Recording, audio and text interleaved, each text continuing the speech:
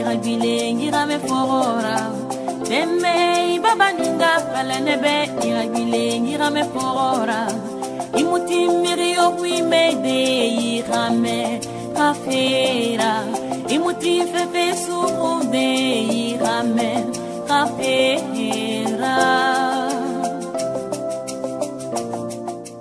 Inconditionnel Manège Savoir, merci de choisir notre petit écran La Sierre TV au cœur de la nation. Manège du Savoir, votre tribune préférée, jette le tapis rouge ce jour pour une sommité, un patriote, Docteur Joseph Pokosindoumbe, qui nous fait le bonheur et l'honneur d'ailleurs de nous visiter. Docteur, bonjour et bienvenue à Manège du Savoir. Bonjour madame, merci de m'avoir choisi. Je ne sais pas si je suis une sommité, mais en tous les cas, je vous remercie pour l'honneur que vous me faites. C'est vous qui nous faites cet honneur de nous partager votre savoir, votre bien-être et votre positivité. Veuillez vous présenter à nos amis qui nous écoutent ce jour et qui nous regardent. C'est très difficile de se présenter. J'avoue que je suis un petit vieillard de 80 ans passés, pour ne pas dire 82 ou 82 et demi. Je suis né donc, si vous faites le calcul à l'inverse, en 1932. Oui. Je suis né à Kaduna, au Nigeria, d'un père camerounais et d'une mère camerounaise. Donc parfois disent que je suis nigérien, bon, ça c'est leur problème. En ce qui me concerne, je suis camerounais. J'ai fait tout mon cycle enfantin, en anglais. Je me souviens d'ailleurs de God Save the Gracious King. Et mon père et ma mère étaient très anglais. Le soir, avant de dormir, c'était Good night Daddy, Good night Mommy, God Save the King. Parce qu'il y avait au-dessus d'eux la photo du roi. Mon père est mort malheureusement, j'avais 7 ans. Il était à l'époque au Nigeria le directeur général adjoint des travaux publics pour tout le nord du Nigeria. Ce qui faisait de lui un blanc-noir ou un noir-blanc, comme d'aucuns aiment bien le dire. Nous sommes partis du Nigeria, ma maman et ma sœur. Nigeria-Cameroun, il n'y avait pas de rapport. C'était la guerre. Tant et si bien que notre vie a terriblement basculé. Nous sommes passés du 33e étage au 1e sous-sol. Je ne comprenais pas ce que je faisais à Douala, ayant vécu dans un cadre très douillet, un peu à l'instar de celui-ci. J'ai appris l'alphabet en anglais. Quand je suis rentré au Cameroun, je ne savais pas parler Douala. Je parlais Haoussa ou anglais.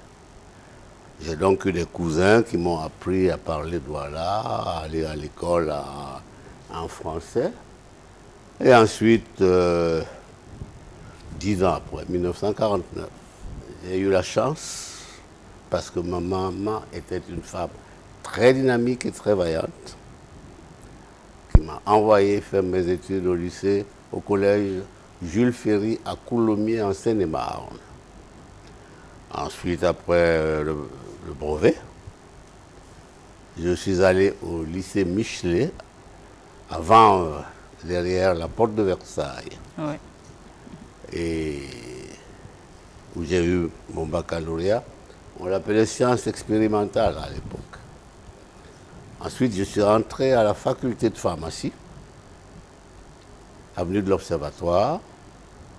J'ai eu mon diplôme. Tout mon séjour en Europe a duré 10 ans. Comme arrivé en 49, je suis parti en 49 du Cameroun. Je suis arrivé j'ai fini en 59. Et dès le mois de janvier, j'étais à Douala. Pourquoi? Pour 2 raisons. 1, il fallait que je vienne encadrer ma maman. 2, il fallait absolument venir opérer la relève. En tant que pharmacien, je voulais être pastorien. Je suis allé au ministère de la Santé. Et il y avait un ministre qui s'appelait Kandem Ninième. Il avait à peu près mon âge. Il me demande ce que j'ai fait pour le pays. Et comme j'ai vu qu'il avait à peu près le même âge que moi, et qu'en me parlant, il me tournait le dos, je lui ai dit de se retourner pour me parler. Et je lui ai dit la chose suivante. Monsieur le ministre, toi, parce que je me suis permis de lui dire tu, on avait à peu près le même âge. Toi, tu te bats dans le maquis et tu es ministre. Moi, j'ai fait des études et je suis pharmacien, je viens remplacer les Blancs. Et il me dit, ah bon? Alors Kamden Ninième fait venir le pharmacien chef, à qui il dit, voilà, le monsieur est venu vous remplacer. Le pharmacien chef lui dit, mais à vos ordres. Je suis parti, j'ai attendu, rien. Arrive monsieur le ministre Harouna Njoya. Je me rapproche de lui, il me dit, mes petits, vous les jeunes là, vous êtes malades. Toi tu as dit que tu veux remplacer les Blancs. Donc c'est pour ça que ton dossier ne marche pas. Tu ne peux pas, le Blanc est encore là. Qu'est-ce qu'on va faire de toi? Il faut aller t'installer. Je n'étais pas du tout dans la mouvance de m'installer. C'est ainsi que j'ai été obligé de partir. On m'a même donné à cette époque-là, 1960, 1 million de francs pour que je m'installe, que j'ai créé ma pharmacie, la pharmacie d'Aqua. À cette époque-là, nous étions simplement 2 pharmaciens camerounais à Douala. Il y avait le pharmacien Tokoto, Ouais. qui était d'ailleurs le premier maire de la ville de Douala, maire élu. C'est assez curieux parce que moi j'étais aussi délégué de gouvernement à Douala. Coïncidence. Mais ce n'est pas tout à fait une coïncidence parce que je suis devenu pharmacien parce que dans ma tête, j'ai vu Tokoto pharmacien. Tokoto était d'abord le président de l'ordre des pharmaciens parce que, et il m'a initié. Je suis devenu président du syndicat des pharmaciens, ensuite président de l'ordre des pharmaciens, etc., etc. Et nous avons mis en place le soubassement de la fonction de pharmacien aujourd'hui. Aujourd'hui, je pense qu'il y a plus de 1000 pharmaciens. Et j'ose espérer qu'ils sont toujours en train de respecter l'éthique de la pharmacie et le serment qu'ils ont prononcé au moment de leur diplôme. En ce qui me concerne, j'ai également été président de l'association pharmaceutique interafricaine. Cette association a été créée, je crois, en 1977 à Dakar. Et moi, j'étais le président de la première assemblée constitutive à Dakar. Pour qu'il n'y ait pas d'histoire, nous avons choisi de donner la présidence au pays hôte. C'est ainsi que le premier président était sénégalais. Donc, ce sont les Sénégalais eux-mêmes qui désignaient le pharmacien appelé à présider l'association. Deuxième, tous les 2 ans, on se réunissait. On est venu donc au Cameroun. Je ne sais pas s'il existe toujours cet immeuble, la caisse de stabilisation à Douala, tout à fait en haut, à côté de la chambre de commerce. Donc, un immeuble, il y avait à cette époque-là, l'ascenseur, ça marchait bien. Bref, je ne sais pas si ça existe toujours. En tout cas, c'est là que nous nous sommes réunis avec les tractations. Et c'est la première fois que je découvrais les replis identitaires. Parce que nous, au début, dans les années 60, Sanji, Panka, Maotu, on n'avait pas de problème de tribalisme. Il y en avait un qui avait un problème, tous s'emparaient du problème. Tout à fait. Mais pour cette affaire de l'association pharmaceutique interafricaine, on a découvert des replis identitaires, des camarades dont je tairai le nom, des confrères, hommes et femmes dont je tairai le nom, poussaient en voulant que le président soit de tel ou tel groupe. Fort heureusement, il y a des confrères transcendants. Et paix à son âme, je pense au docteur Ngewa Oumer, Ouais. qui a dit, moi, en tout cas, votre histoire, ça ne marche pas. Je pense que c'est lui qui doit être président. Faites ce que vous voulez, mais moi, je ne marche pas. Et nous ne devons pas nous laisser aller à cette histoire de tribalisme de bas étage. Bon, l'association a bien marché.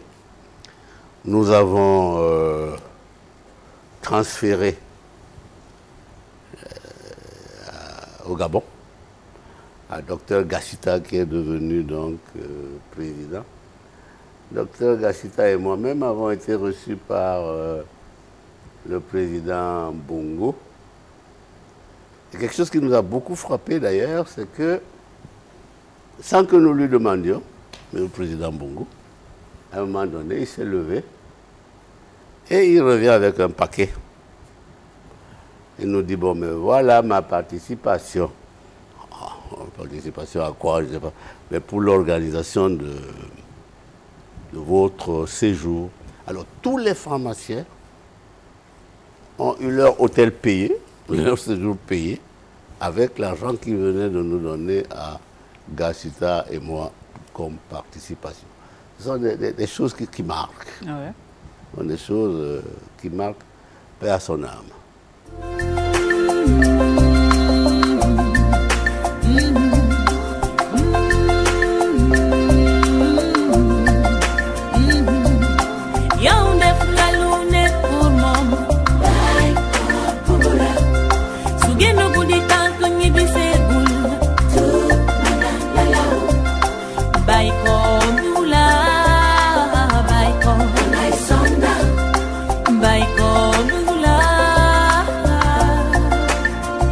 Historique, mais aujourd'hui, quand vous regardez cette organisation de pharmacie, on a l'impression que peut-être les pharmaciens ne sont plus comme vous, on trouve les médicaments partout sur la route. Comment vous réagissez quand vous voyez tout ça?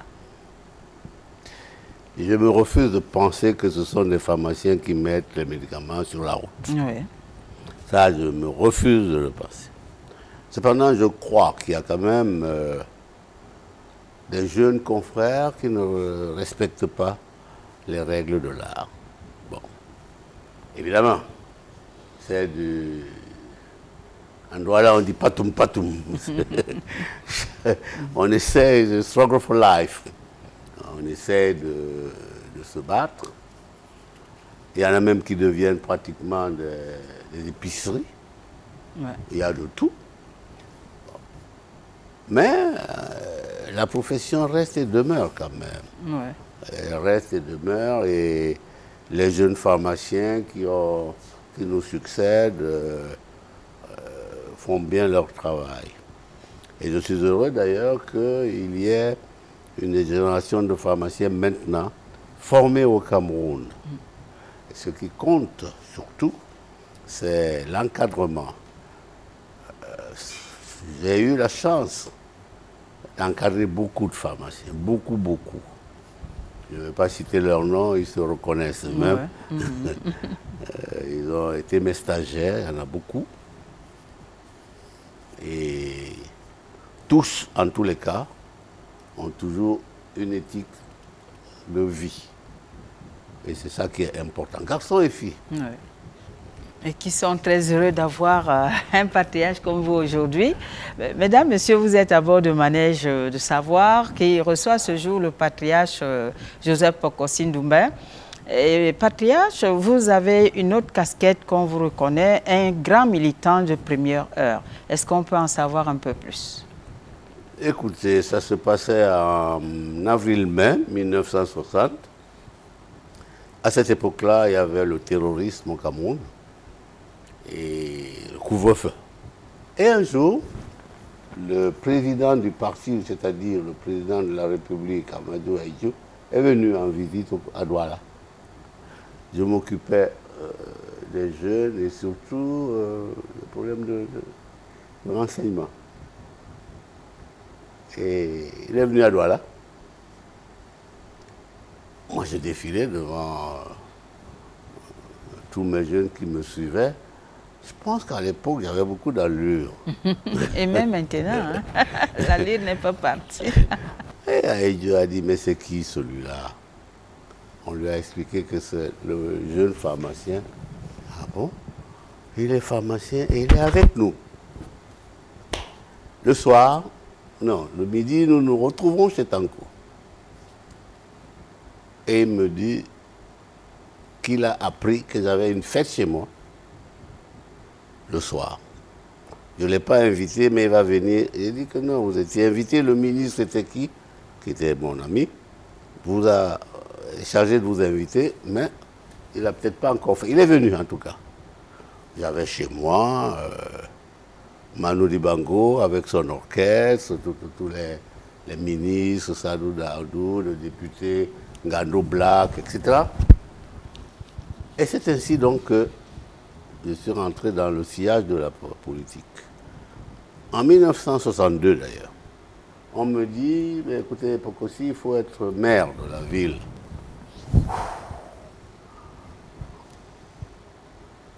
Maire de la ville. J'ai dit non. Je ne pouvais pas être maire, je venais à peine de monter ma pharmacie et j'ai répondu que je ne pouvais pas terminer et commencer là où, en principe, on doit terminer. Les élections d'avant, 1956, c'est là que M. Tokoto a été élu maire de Douala. Je suis donc devenu plus tard vice-président de l'Union camerounaise avec Tanko, en même temps que j'étais conseiller municipal. Et en 1982, Monsieur le Président de la République, Paul Biya, était en tournée. Il est venu à Douala. D'ailleurs, je crois que c'est la seule fois où il a dansé avec Madame Ebanda. En sortant, il me dit, je peux contre toute attente, en sortant, en passant, je peux compter sur vous pour Douala. Je ne sais même pas s'il se rappelle. Mais en tous les cas, il m'a dit ça. Je dis oui, bien sûr, Monsieur le Président. 82. Contre toute attente, 87, il me nomme premier adjoint du délégué de gouvernement. Ce qui ne s'était jamais vu. Un homme du privé qui est nommé dans un poste de cette nature. 2 ans après, je suis nommé délégué de gouvernement, c'est-à-dire 1989. Et puis depuis quelque temps, président des aéroports du Cameroun, et avant cela, président du comité de gestion de l'hôpital La Cantine. La Cantine. Ça veut dire quoi tout ça? Nous avons des proverbes, enfin, ou alors des slogans. Et notre armée, c'est honneur et fidélité. Et fidélité, oui. Voilà. Notre pays, c'est paix, travail, patrie. Il faut toujours penser à ces principes-là. Je crois qu'aujourd'hui, je suis un homme heureux parce que mon cheminement a été difficile. Peut-être pas difficile, mais il m'a permis, mon cheminement m'a permis d'être où je suis à cause des principes que je devais respecter et que j'ai respectés. Vous voyez, on parle de rigueur et moralisation. Ce n'est pas pour me jeter les fleurs, je suis extrêmement rigoureux d'ailleurs vous en savez quelque chose. Je vous ai fait remarquer que vous étiez 1 heure en retard au rendez-vous. Oui. Bon. Et la moralisation, si vous avez, je ne veux pas parler de ma famille comme ça, mais si vous voyez mes enfants, il y en a 9. Ils sont tous comme ça. Tous.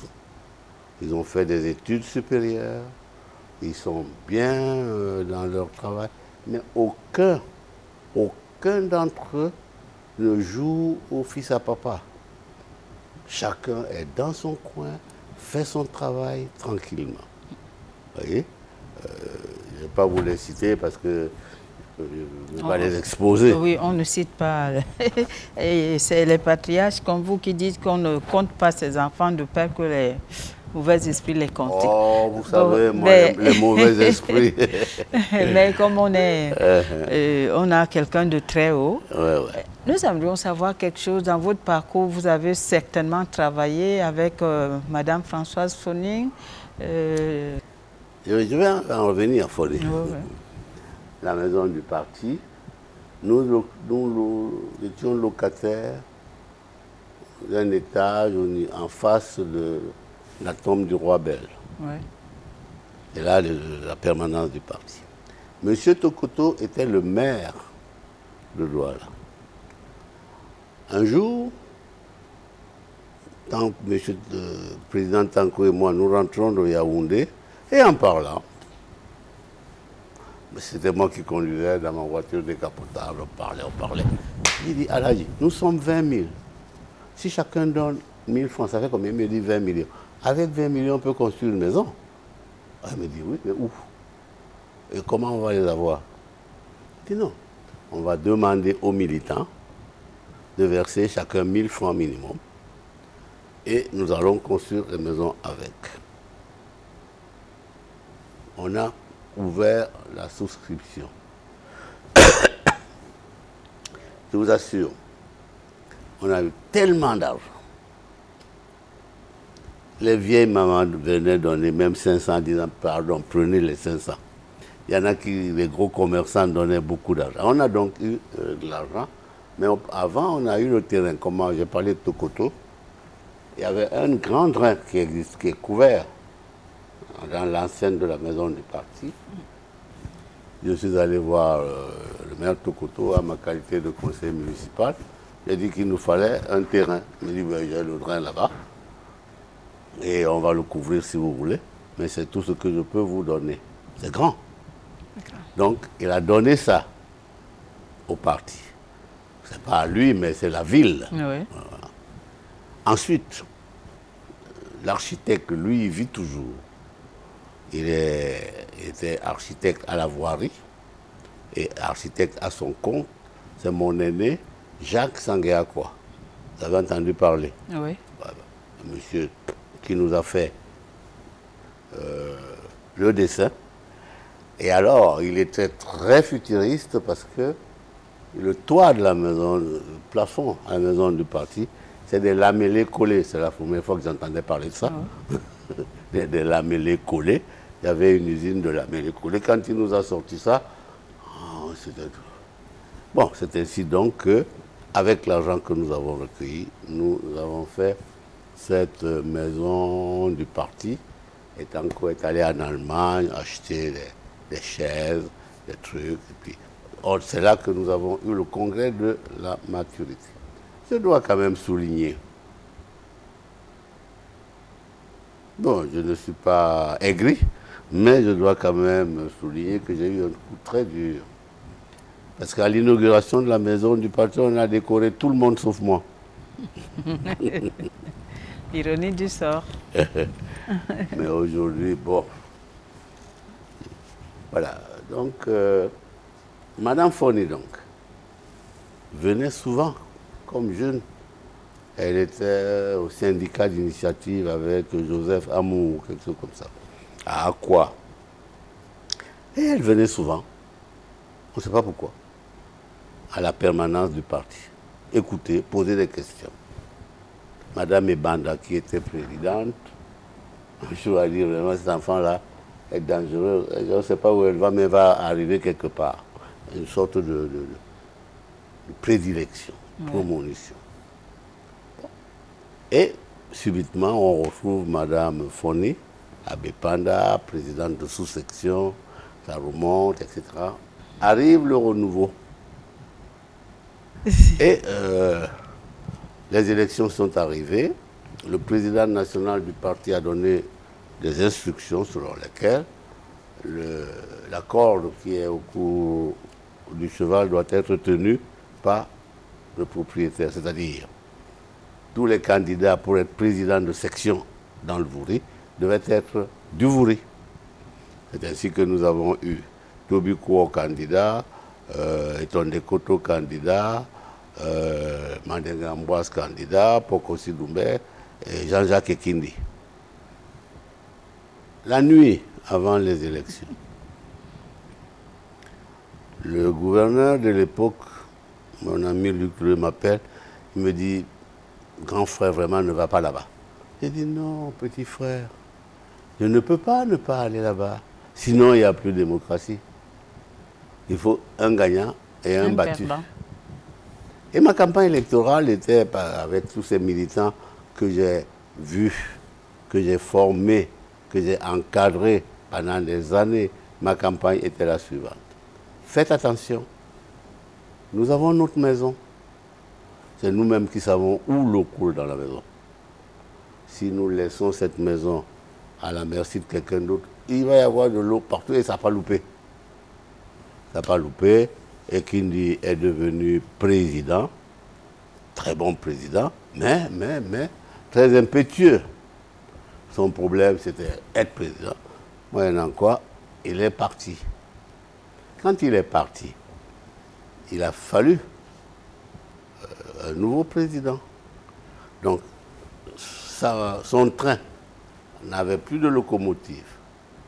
Moi, je suis allé aux élections pour m'arrimer à ce train. Il y avait 30 wagons, plus la locomotive que j'étais moi. Il a fallu beaucoup de temps, beaucoup de travail. Pendant ce temps, Mme Foni, donc, était présidente des femmes.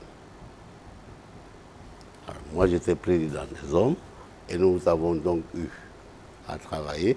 Parce qu'en fait, en politique, il faut être très tolérant. On vous fait des coups, vous digérez, vous rendez, mais sur le coup, il ne faut pas être impétueux. Nous avons donc eu à travailler. Je vous assure que tous les jours, on s'appelait au téléphone. Mon frère, ma soeur, mon frère, ma soeur. Nos enfants, même à un moment donné, pensaient que c'était des liens véritables de famille. Surtout dans les années 90, quand c'était... Années de Braise. Les années de Braise. On a beaucoup travaillé pour amener le calme. Il y a eu d'ailleurs, cette année-là, un défilé où le RDPC a défilé. Nous avons défilé, nous étions peut-être une trentaine de personnes. Nous avons défilé en 5 minutes. Le RDPC, 5 minutes, Foni, Pokosi et puis quelques autres. Je ne sais pas si la CRTV garde les images, mais ces images-là doivent exister. Bon, donc notre collaboration était parfaite, mais on fait le travail pour son pays et on avance. Tout à fait, et le pays est quand même reconnaissant envers ces enfants qui également mettent de leur pour l'avancement. Patriarche, on ne sortirait de cet entretien sans dire un mot de votre passage à la communauté urbaine de Douala. Nous nous souvenons encore des fleurs que vous avez, parce qu'aujourd'hui, s'il y a des endroits où on peut s'asseoir, vous avez mis du vôtre. Et c'est vrai, on vous félicite parce que vous aimez le beau. Qu'est-ce que vous gardez de ce passage? Et s'il vous était donné de prodiguer quelques conseils aux habitants de Douala, qu'est-ce que vous nous diriez? Vous me demandez ce qu'il faut dire aux habitants de Douala. La première des choses, c'est qu'ils se sentent civiquement responsables. Ouais. À Douala, c'est le foutoir complet. Si vous regardez nos trottoirs, tous les trottoirs de Douala sont des commerces. Ah oui. Tous les trottoirs de Douala sont des bars. Ah oui. Et quand on veut toucher, on ne peut pas. Je prends un autre exemple. À l'entrée de l'aéroport de Douala, il y a toute une zone occupée, avec même des églises, des mosquées, des trucs. Et tous les jours, on demande qu'on casse, parce que c'est la zone aéroportuaire. Et l'occupation de cette zone est dangereuse. Et tous les jours, on trouve de nouvelles constructions en face du palais présidentiel, à l'aéroport. Vous savez, on ne sait pas à quel saint se vouer. Vous nous gratifiez d'un chant avant de nous quitter. Nayambwa mwani nwase nasidu betogo namapula ndebia ngamonye lamsangu nganatila bedina odi papa longo asangu musungedi dinalam Léoté. Voilà. Merci. Nous vous remercions, Patriarche Joseph. Je ne chante pas bien. Non, c'est déjà ça. Quand on s'adresse à Dieu, Dieu n'est pas exigeant. C'est notre cœur qu'il veut. Tout à fait. Donc, merci beaucoup de nous avoir reçus chez vous. L'équipe de Manège de Savoir a été très honorée. Nous vous disons, vous êtes là. Restez là tant que le Seigneur veut que vous y soyez. Et j'y compte bien. Bonne journée. Merci. Merci. Mesdames, Messieurs, merci encore d'avoir reçu la CRTV chez vous, la meilleure chaîne qui garantit la sécurité et qui vous donne toujours la joie d'être en vie. Restez des nôtres. Bonne journée.